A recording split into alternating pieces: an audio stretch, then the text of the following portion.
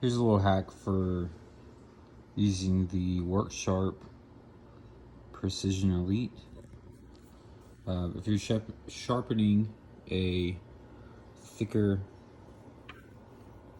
edge knife, like a chef knife, try to get one of these little blocks to stabilize everything. And then it moves a little bit. It moves pretty easily when you're sharpening, even when it's finger tight. So carefully use. Try to do it with one hand. There we go. And tighten like this.